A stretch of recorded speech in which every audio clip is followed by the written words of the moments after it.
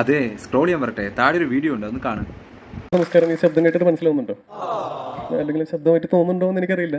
Actually ഞാനൊരു mimicry artist ആണ്. ആരുടെങ്കിലും ശബ്ദം അനുകരിക്കാനായിട്ട് തോന്നുന്നുണ്ടോ? എന്റെ ശബ്ദമാണെങ്കിൽ എന്റെ മനസ്സിലുള്ള ശബ്ദം എന്റെ ശബ്ദം ഇങ്ങനെ അല്ല. അല്ല, കേട്ട സൗണ്ട് ടോനോട് തന്നെയാണ് എനിക്ക് തോന്നിയത്. പക്ഷേ ടോന് പറയുന്നത് ഇതിന്റെ സൗണ്ട് അല്ലെന്ന്. എന്തായിരിക്കും കാര്യം? അല്ലടാ, എന്റെ ശബ്ദം എന്താണെന്ന് വെച്ചാൽ നമ്മള് കേൾക്കുന്ന നമ്മുടെ ശബ്ദവും നാട്ടുകാർ കേൾക്കുന്ന നമ്മുടെ ശബ്ദവും തമ്മിൽ വ്യത്യാസമുണ്ട്. അതെ അതെ അതെ അതെ, നമ്മുടെ സൗണ്ട് നമ്മൾ കേൾക്കുന്ന ഒന്ന്, മറ്റോട് കേൾക്കുന്ന മറ്റൊന്ന്.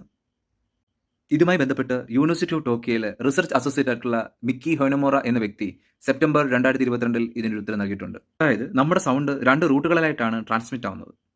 ഒന്ന് air transmitted sound, 2 bone transmitted sound.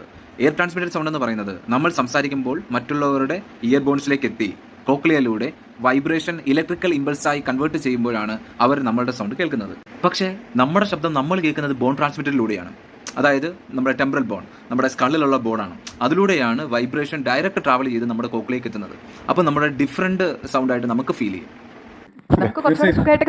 അതെ അതെ അതെ, ഞാൻ വിചാരിക്കുന്നത് എന്റെ ശബ്ദം ഭയങ്കര, ഞാൻ കേൾക്കുന്നത് അങ്ങനെ അടിപൊളിയായിട്ടാണ്. അതുകൊണ്ടാണ് നമ്മൾ വീഡിയോ എടുക്കുമ്പോഴോ വാട്സാപ്പിൽ വോയിസ് മെസ്സേജ് ആർക്കെങ്കിലും അയക്കുമ്പോഴോ ഇതാണോ നമ്മുടെ സൗണ്ട് എന്ന് നമുക്ക് പോലും ഡൗട്ടായി തോന്നുന്നത്.